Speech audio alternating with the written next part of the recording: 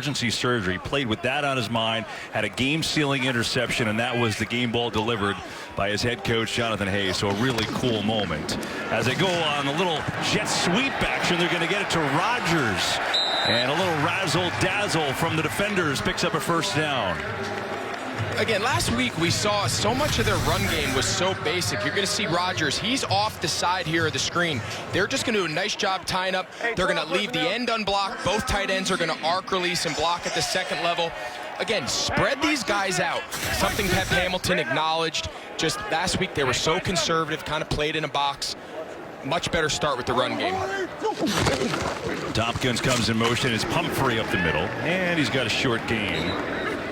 Casey Sales was in on the tackle. Yeah, that's a good example of what they really haven't had a ton of success with, just traditional under center, kind of basic run game. They're much better in the gun. They're much better getting the receivers involved with the fly motions. We'll keep an eye and see if they build on that going forward. Second down, it's Pumphrey. And back to the line of scrimmage. Well, on that, they don't have a big bruising back, really. Pumphrey is more of a, kind of a Darren Sproles type, if you will. And that's why we kind of thought maybe, and we might, Nick Brissett, kind of a little bit bigger back. Maybe he gets a little bit more of a role. You see Presley coming in right now. And they put Presley in the slot on a third down and 8. 8 runs and only 1 pass so far for the defenders.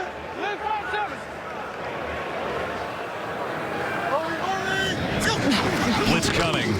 Jones in trouble. Stays alive. Points deep. Releasing deep. And it's underthrown and intercepted. It's picked off by Kenny Robinson. The 7th interception of the year for Cardale Jones. Ruling on the field was an interception. First down, St. Louis. Look at. I think he gets his hands under that, KB. That's an unbelievable play by Kenny Robinson. An ill-advised pass. He's forcing the ball, scrambling it. Just Cardale, he's made so many of those poor plays over the last couple of weeks. That ruling is under further review. They're going to take a look at this in replay. Terry Valenti, let's listen in to our replay the nose official. of the ball hitting in between his fingers, and he's bouncing it up into his hands. We got an incomplete. Okay, so Terry, after further review, the ruling on the field is an incomplete pass. It'll be second down. Okay, great. However, not enough to change. We were looking at whether the ball hit the ground inside of his hands, and using an end zone shot, we've got not enough to show whether it did or didn't. Got his hands on it pretty quickly. We're going to let this one stand. The turnover will stand. So after further review, the ruling on the field of interception stands. Correct. That will be great. After further review, the ruling on the field of interception stands. First down, St. Louis. So there you go, the 2nd interception of the year for Kenny Robinson. And meanwhile, Cardale Jones's troubles continue as Tyree Jackson has started to warm up, the backup quarterback for DC. Don't know if that's just getting loose or if there's something to that. That's something to keep an eye on. You just poor decisions just lead to your play caller losing faith in you. You can tell they've gotten off to a really conservative start. As you said, 8 of the first 9 plays were run plays. Cardale's got to throw that ball out of bounds, live to play another snap. On first down, Matt Jones, second leading rusher in the XFL with a big hole out across midfield into defenders' territory. 21 yards from Matt Jones. In the open, we talked about they are not shy. They are a run-first team. You see him cause a little misdirection here with the zip motion. It's just a single back. They pull the backside guard, and he just hits that downhill and fast. And Matt Jones, when he can get his shoulder square and hit the ground, hit the hole flat, he is super electric with the ball. Here's Keith Ford. They've got 3 backs who they really trust. Ford had a touchdown last week, and they kind of have plays for each of them. Something interesting listening to Coach Chuck Long yesterday. He said he learned this from Barry Sanders. He said, I'm going to get my best player in for their best play. And I just think that describes this Battlehawks team so well. 3 great running backs, and obviously Jordan Ta'amu, what he's able to do, both run and pass. Got an injured player for DC. It might be Elijah Campbell, the cornerback. I think that's who it is. He's a starting quarterback for this DC team, and they tend to him.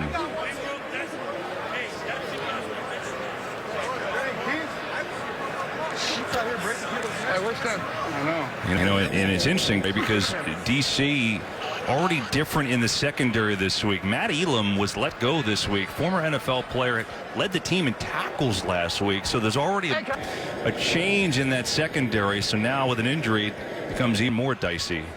Well, we have this time, and while they tend to Campbell, hopefully he's okay. We just saw Kenny Robinson with a big play the other way. Jenny Taft has him. All right, Kevin, thanks, Kenny. Now, here's the thing. You make a big play, second interception of the season, but you get on the phone immediately with your coaches. So I got to say, I hope they're congratulating you, but what was the message? The message was congratulations, but we got a long game. It's only the first quarter, and we got to finish out.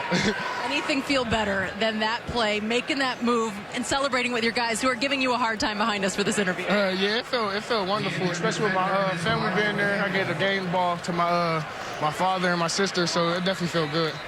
Some proud family in the stands. Go keep it up. Thank you. Oh, how great is that? So gets to go over and share the game ball with his family. As we'll check in on Campbell. Duran Grant has replaced him, number 21 at cornerback, as Campbell has walked off the field. Meanwhile, St. Louis, a couple big plays on this drive. Second down and 4. Monday, 180. What's up? Jones, good cut. Matt Jones running well in the early going, and that's one thing they couldn't do last week, run up the middle.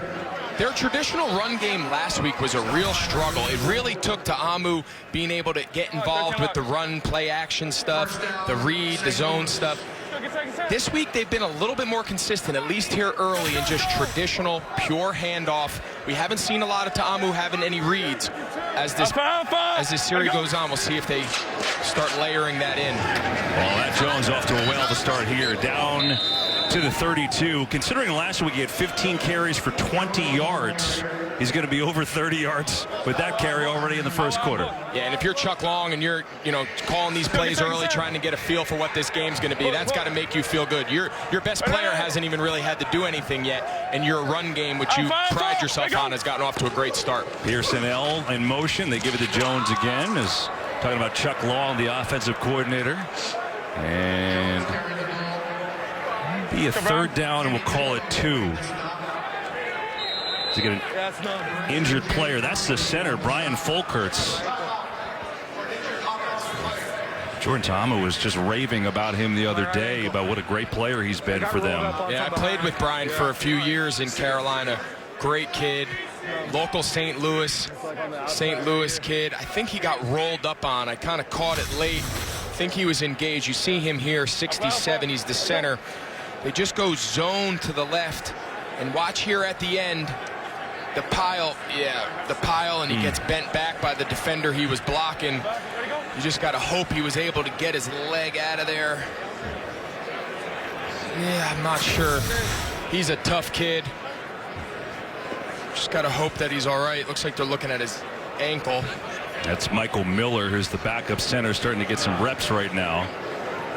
The previous 2 plays, Michael Miller, who you just referenced, their backup center, he came in first down. He was the tight end in a wing formation. The next play, they actually brought him into the backfield in like an orbit motion, and he settled right off of Ta'amu's hip as kind of an offset back and Hey, it's Miller time, led the back. He's pretty athletic. They feel good about him, but Folkerts is the leader of that group up front. He sets the tone. He calls the plays.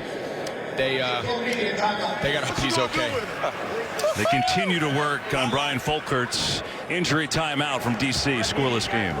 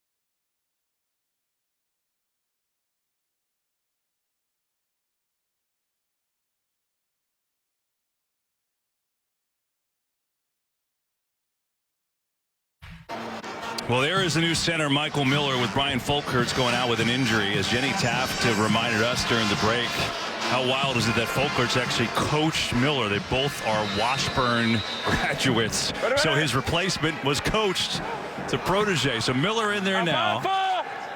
Kristen Michael in the game at tailback for the first time, and he gets it.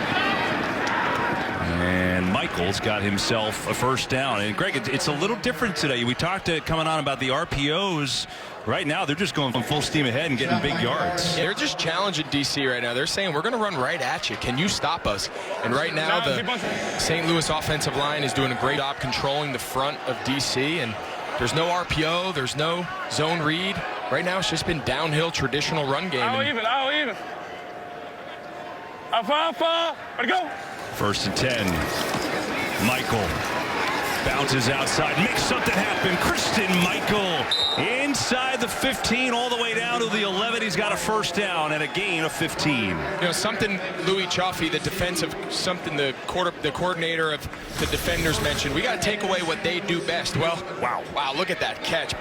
First couple snaps of the new center there, Miller.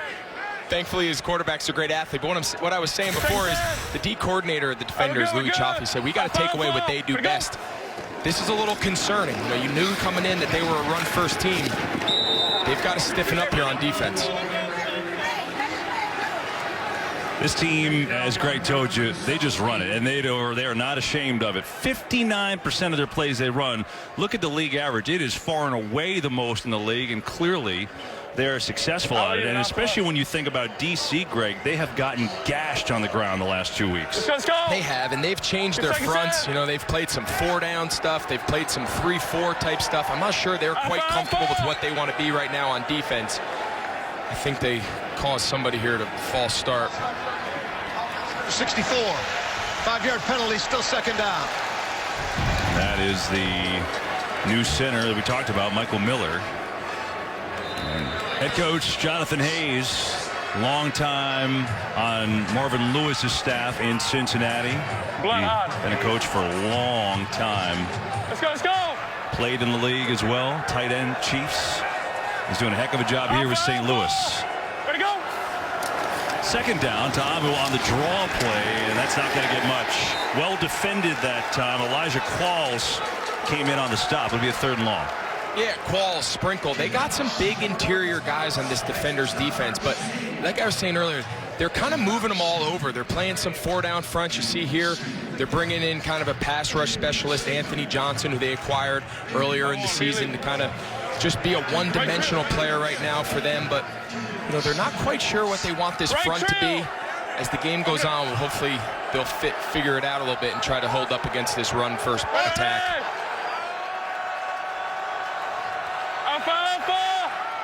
St. Louis can get a first down at the 2. Ta'amo with heavy pressure gets it to Jones. Good tackle. Solid play. The second good one today by Raheem Moore. And looks like a field goal situation. Raheem Moore, he's kind of the tone setter back there. We talked about letting go their other veteran safety, Matt Elam, but Raheem Moore, when we talked to him, you could just hear his love for the game, still playing. This is no young guy now. He's 30-plus years old, and he's still enjoying playing.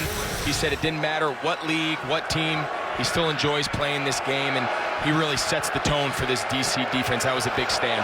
Taylor Russolino from 35 yards out slides it through. He's now 8 for 8. The field goes on the year, and he gets St. Louis off to a good start. 35-yard field goal after a nice drive primarily on the ground. St. Louis 62 yards rushing on the day, so they're well on their way to what they normally do, and that's dominate on the ground.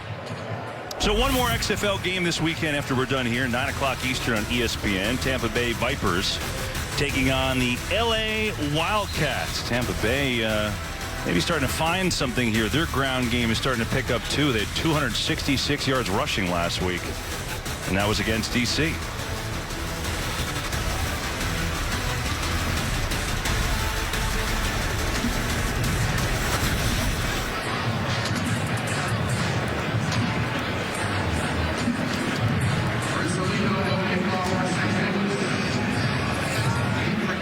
So, of course, the Kenny Robinson interception got that going for St. Louis. 11 plays, 53 yards, and the field goal, and so they're on the board.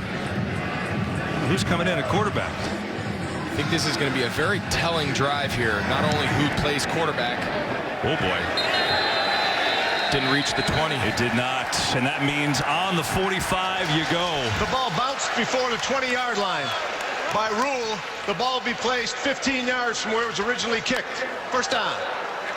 So that's a big momentum shift, and we've got a new quarterback. Cardale Jones will take a seat. And here's Tyree Jackson, who is enormous, 6'7".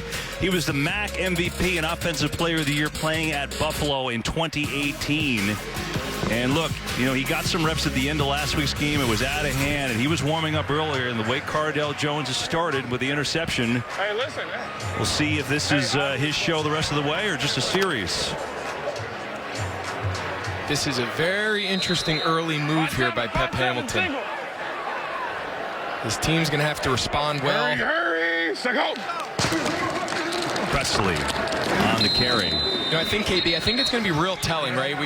Coming out of this drive, regardless of who was going to be at quarterback, whether they stuck with Cardale or they moved to Tyree Jackson, I think the plays that he calls are going to be very telling of his confidence right now at the quarterback position, regardless of which guy. Is he going to allow the guy to come out and throw the ball and try to find a rhythm? Or they, as he started the game with Cardale, run after run after run. Play calls are very telling. Another run here. Presley gets to the edge, has some space, has a first down. Well, they're going to continue to establish this run. It's just an off tackle here. The strong side, the tight end is off to the right. You'll see they pull the backside guard and the front side guard. It gives him two bodies out in front. Presley's got a little more wiggle to him. He's very good in space. Getting him on the perimeter is where this DC defender's run game wants to be. Pick up it first, give it to Presley again, and look at the big seam. Presley, room to run inside the 15 and down to the 10. Yeah, this is the style of run game that they want to be, right? We talked last week, they kind of struggled. They didn't know inside zone, kind of hitting their heads on the wall. He's got a nice little wiggle. He's got great feel. He is a tackle box and out to the sideline type of a runner. He finds space and he hits it. He can put his foot in the ground. Two really good. Nothing better being a young quarterback coming in on your first real action, getting off to a good start with the run game. Here he'll keep it, trying to get to the edge, and bounces inside the 10. So think about the mistakes, right? St. Louis got the interception, goes down, field goal. But then Russolino fails to get it to the 20. The defenders take over on the St. Louis 45, and now they're on the move. Yeah, those special teams turnovers and special teams errors, they can flip a game on its head really quick, and we're seeing that unfold right in front of us here. Can Tyree Jackson, does he have enough control of this passing game to be able to punch this ball in here? Second down, he keeps it, he throws it, and he's got a touchdown! Tyree Jackson hits Kari Lee for 6.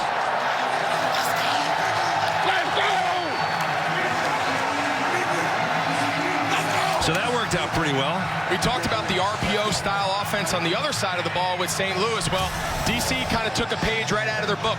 You'll see Lee here going in motion and getting set. This is a true RPO. It's an off tackle to the right. If that defender bites and pulls, he's going to pull it and throw it to his big body tight end right where that defender vacates for an easy touchdown.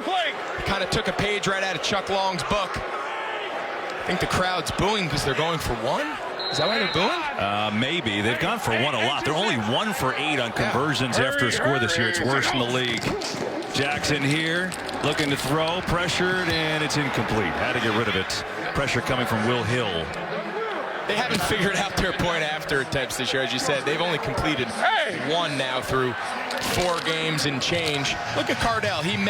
Cardale Jones just met Tyree Jackson out, passed the numbers, jumped, hip bumped him, cheering for him. I think that's